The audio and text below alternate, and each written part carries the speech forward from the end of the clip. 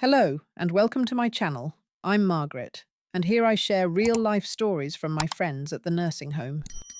The cold concrete scraped my feet as I stood on the front porch, shivering, wearing nothing but a damp white towel and the echo of my husband's last words. Go back to where you came from, Emily. It was late afternoon, the sky dimming with the kind of grey that promised an early frost. A breeze picked up through the manicured hedges, and I clutched the towel tighter, my fingers trembling from more than just the chill. Behind me, the heavy door slammed shut. I heard the click of the lock a second later. Final, like a gavel. That was how my first wedding anniversary ended. I stood still, too stunned to react, my thoughts folding in on themselves. I had no phone, no shoes, not even my wedding ring. Jason had thrown that into the bushes before ordering me out. I didn't know what had set him off more. My nervous laugh at his mother's latest insult, or the fact that I'd asked, just once, if we could leave her party early. He'd said nothing on the drive home. Then, once we walked through the door, it all unraveled in silence. He went to the bedroom. I went to the bathroom to rinse the perfume off my wrist, the one Deborah had mocked as smelling like drugstore dreams. When I came out, the suitcase was already on the floor, half open, and Jason was standing there, arms folded. "You embarrassed me," he said, his voice icy. And then he told me to get out. I'm 46. I was 45 when we married. That night, I felt 90. Let me tell you about Jason. When we first met, I thought I'd found someone gentle. He was charming in a quiet, restrained way. Expensive watch, but never bragged. Smart, but let me talk. Successful, but pretended it didn't matter. I was working in admissions at a local community college in Nebraska when he walked in for a campus tour for his niece. He stayed after she left, asked if I wanted coffee, then dinner, then more. Within a year, I'd left my job, packed my things, and moved 2 states over into his pristine home, the one he proudly said was in his family's name. Deborah, his mother, lived 2 blocks away. That should have been my first warning. The second came wrapped in pearls. She gave me a necklace the first time we had dinner at her house. The box was velvet, the pearls pristine. But when I looked closer, I saw it. A tiny hairline crack in one of them. "Family heirloom," she said, watching my face. "We passed them down. Of course, you'll probably want something simpler." That was her. Polished cruelty. Sweet with a twist of poison. Jason laughed and kissed her on the cheek. I forced a smile and thanked her.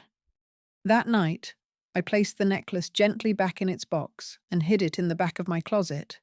I never wore it again. The months that followed were a blur of trying too hard. To fit in, to please, to not be seen as the girl who came from nothing. I grew up in a town with one blinking traffic light and a diner that still used a punch card for pie slices. My parents were decent people. My mum worked at the post office. My dad ran a hardware store until his knees gave out. They weren't rich, but they were kind. That kind of background didn't mean much in Jason's world. Deborah's friends were glossy women with brittle smiles who wore beige like it was armor. They asked me if I'd ever been to Europe and gave fake gasps of surprise when I said no. At charity galas, I stood beside Jason, smiling like a mannequin while he recited talking points about his firm's latest acquisitions. The only person who didn't talk down to me was Mark, my older brother. He never trusted Jason. "Something's off," he said once. "Too clean. Too silent." Mark owns a tech logistics company that ironically had a joint distribution deal with Jason's investment firm. It wasn't public knowledge, but Mark had helped float Jason through a few rough patches in early 2020. Contracts, credit lines, access. I only learned this after everything fell apart. But back to the porch. I don't know how long I stood there. 5 minutes? 10? Then I heard the car pull up, a low hum, a familiar engine. Mark. He was supposed to stop by earlier. A surprise visit, he'd said. Something about driving through town and wanting to take me and Jason out for anniversary drinks. I saw the brake lights flash as the car slowed, then stopped fully. The door opened. He got out. His face changed when he saw me. He didn't yell, didn't gasp. Just took one long look at me, towel-clad, barefoot, silent, and then turned back toward his car. He opened the trunk, took out his coat, walked over. "Put this on," he said softly, draping it over my shoulders. I tried to speak. My lips moved, but nothing came out. Just a tiny, pathetic sob that lodged itself somewhere between my throat and my lungs. He didn't ask questions, just guided me to the passenger seat, opened the door, and waited until I was in. As he pulled away, I glanced back. Jason's blinds were shut. Mark didn't press me for details. He didn't need to. When we got to his place, a downtown condo he rarely used, he set me up in the guest room, handed me a warm cup of chamomile tea, and said, "Sleep first, talk later." I couldn't sleep. I stared at the ceiling for hours, Mark's coat still clutched to my chest, the scent of his cologne oddly comforting. The shame washed over me in waves. I felt dirty, dumb, weak, humiliated. 46 years old, and I was back to square one with nothing to show for it but bruised pride and a towel story I'd never tell another soul. But in the morning, something had changed. I woke up to the smell of bacon. Mark was in the kitchen, scrolling through his phone, coffee in hand. "Eat," he said, "and check your email. I sent you something." It was a forwarded thread. Lawyers, financial analysts, business contacts. The subject line read, "Effective immediately. All ties with Jason Adler and Deborah Adler Enterprises are dissolved." I looked at him, stunned. "You didn't have to—" "Yes," he said, "I did. But it's your business." "It's our name," Mark said, "and no one throws my sister out in the cold like that." That's when the tears came. Not from pain, but from relief.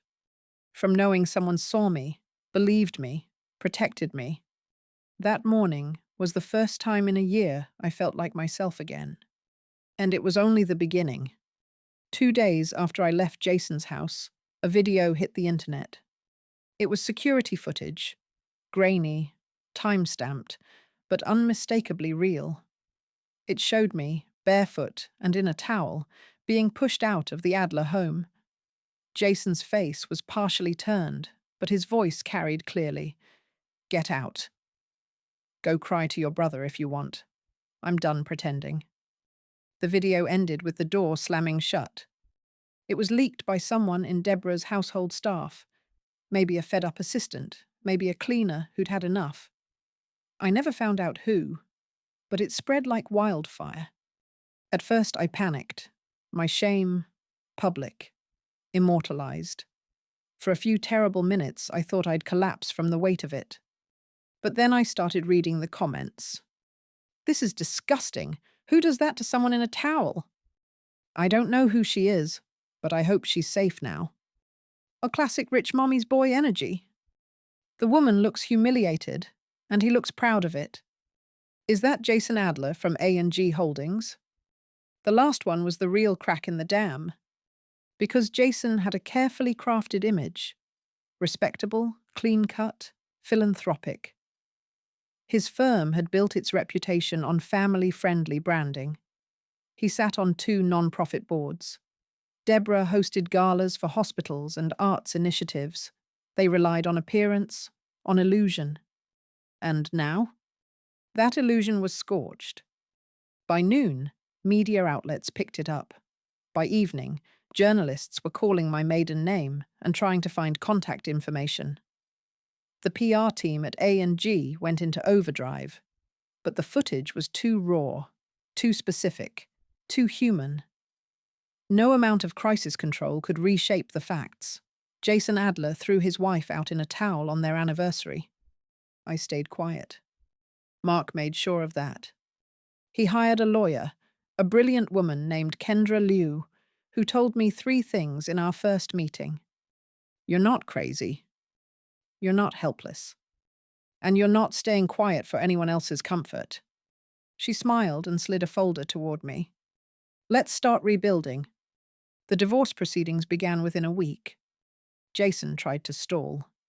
Sent me long, confusing emails that flipped between apology and accusation. One day he'd say, "I'm sorry, I lost my temper." And the next, "You embarrassed me in front of my family and ruined my career." I didn't respond. He wasn't speaking to me. He was speaking to the version of me who still craved his approval. That woman was gone. Deborah tried her own approach. She sent a gift basket.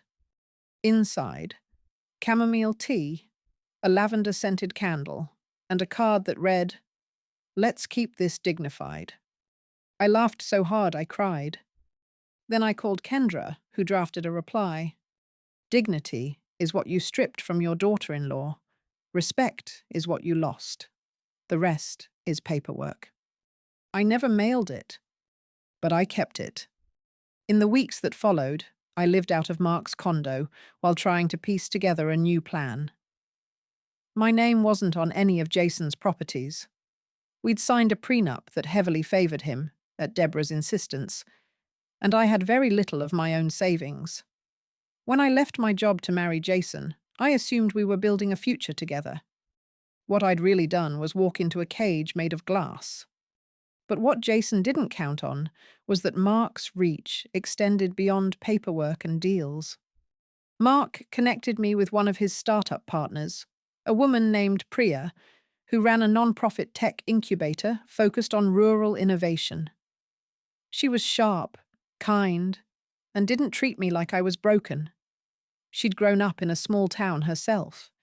She understood the quiet grit it took to start over after humiliation. After one coffee meeting, she offered me a position as a community liaison and strategy coordinator. "Basically," she said, "we need someone who speaks both languages, small-town honesty and corporate polish." I blinked. "That's me?" "That's exactly you."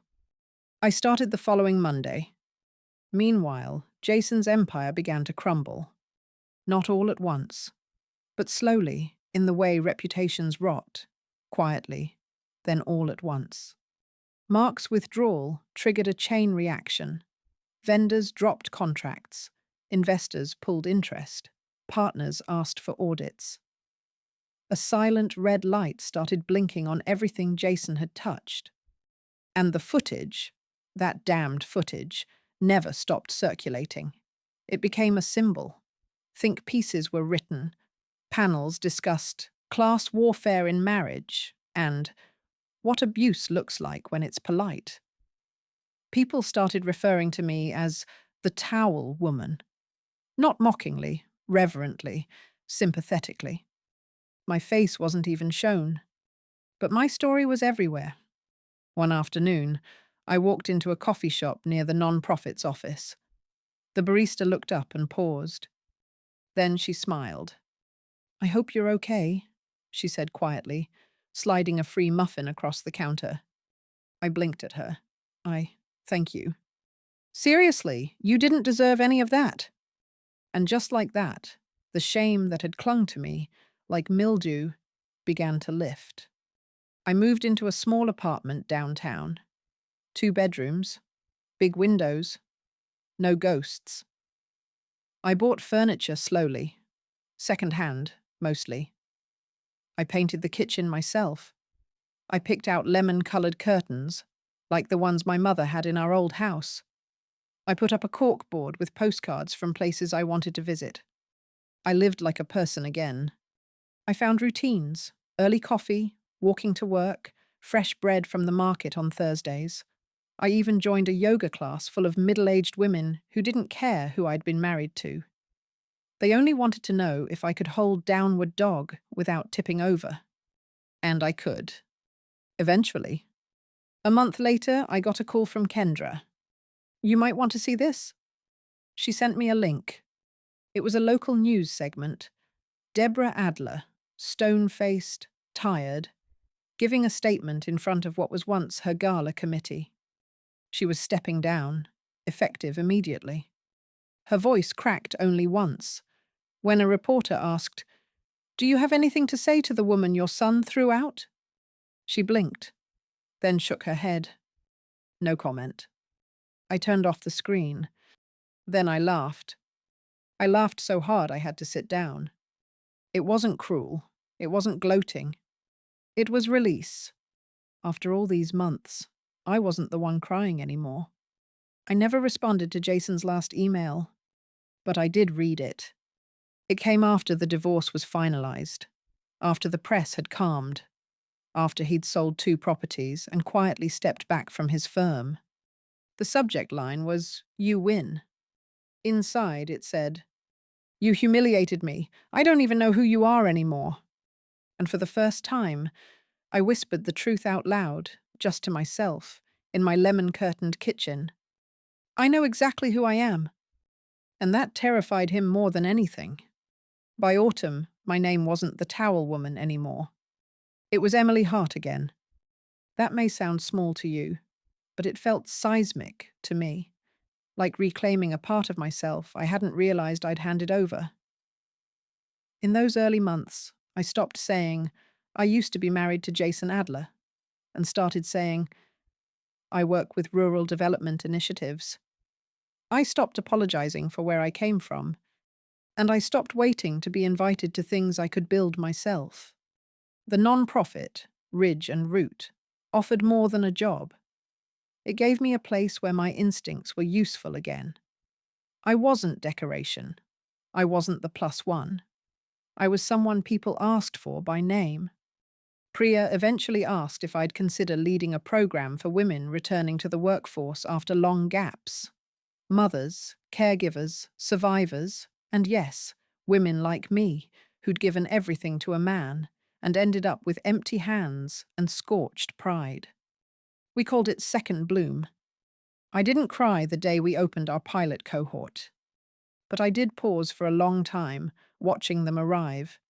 15 women, aged 40 to 70, each with different stories, but the same wary hope behind their eyes. We met in a sunlit room filled with donated laptops and strong coffee. I started each session the same way. Whatever they told you about yourself, it's not the whole story. And today, we begin rewriting it. Mark came to visit that week. He brought an orchid in a clay pot, a bottle of cheap wine, and a grin I hadn't seen since we were kids.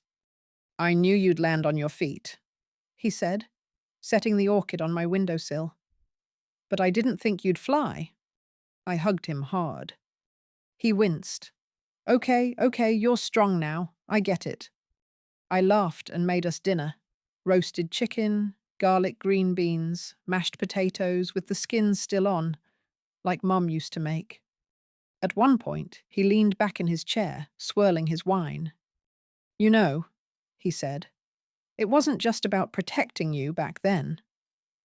That business with Jason? It was a long time coming. You just gave me the excuse to do what I'd wanted to for years." I looked at him, surprised. "He was always entitled," Mark continued, "always acting like he was doing us a favor by breathing our air.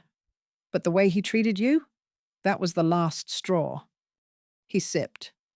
"I just needed a reason to pick a side, and you gave me one. Sometimes justice doesn't come like thunder. It comes quietly. Through decisions. Through people who step up when they don't have to. Through tiny shifts that ripple outward until the whole tide turns. That was my revenge. Not headlines, not lawsuits. Just becoming someone they could no longer control. But there was one more thing I had to do. One morning, I received a formal invitation. Thick cream paper, calligraphy script. Deborah Adler requests the honor of your presence. It was a fundraiser. Of course it was. I stared at it for a long time. Then I called Kendra. Should I go?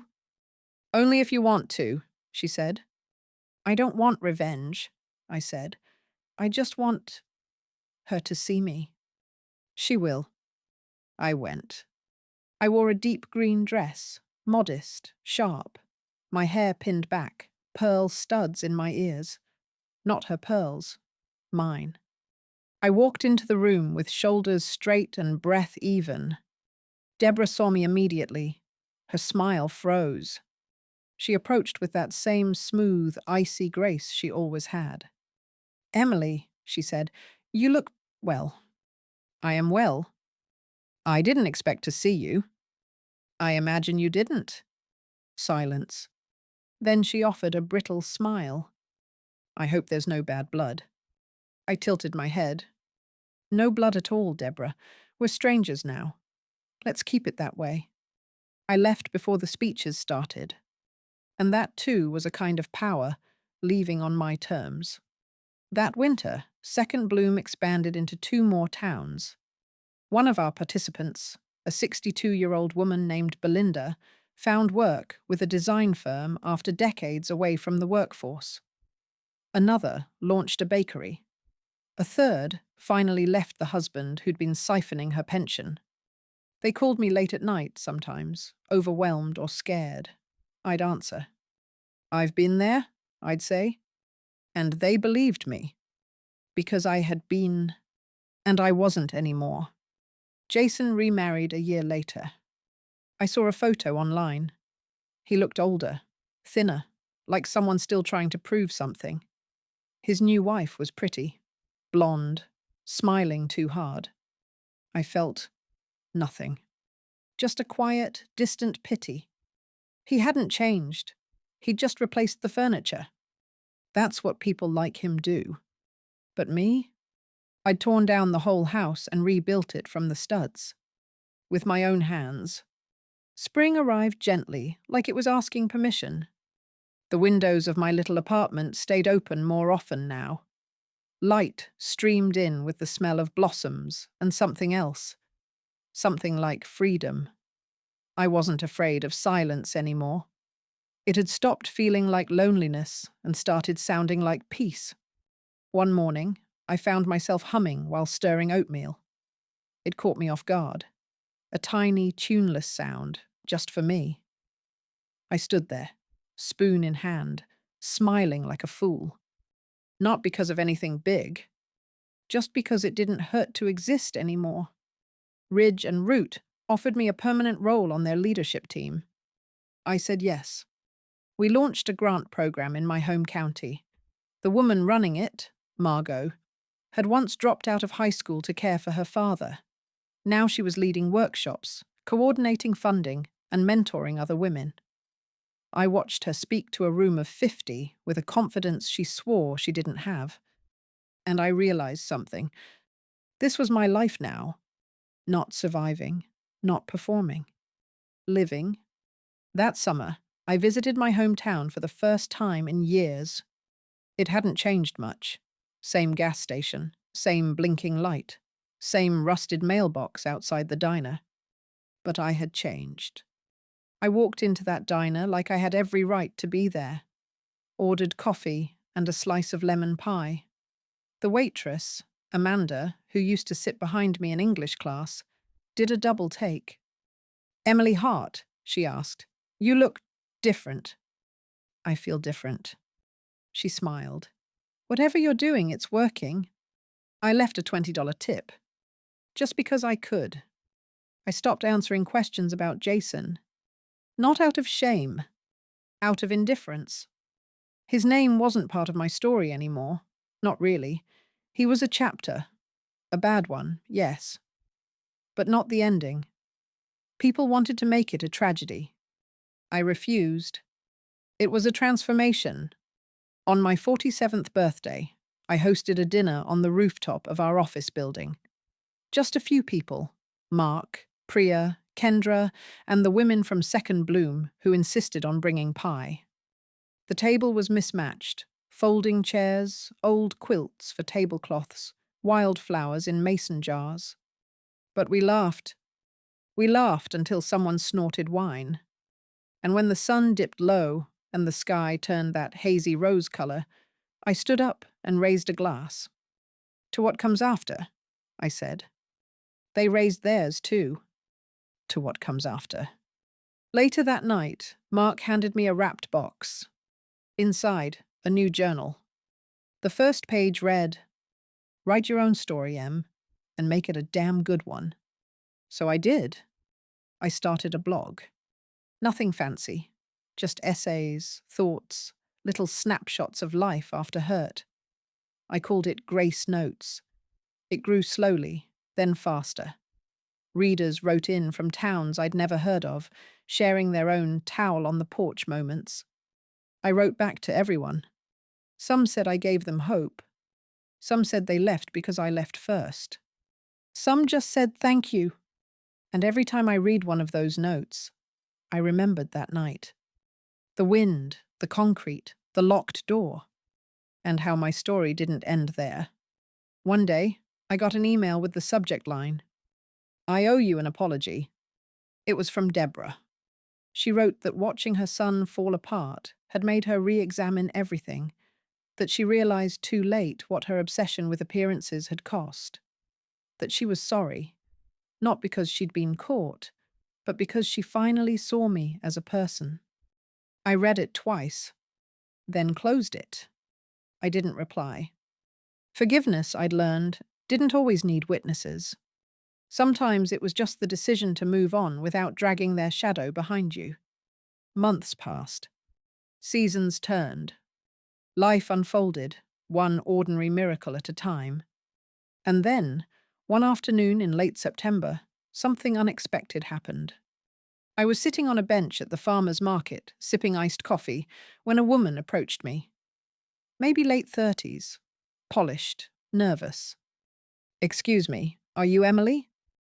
"Yes." She hesitated. "You don't know me, but my sister showed me your blog when I was going through my divorce. And I just wanted to say, you saved me." I blinked. She looked away quickly.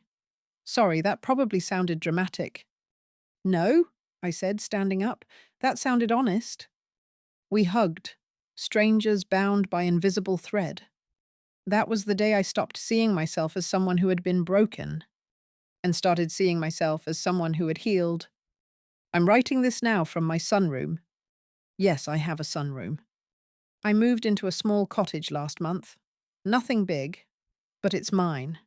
There's a screened porch and a crooked mailbox and a herb garden out back that refuses to behave. I painted the front door yellow. Because I could.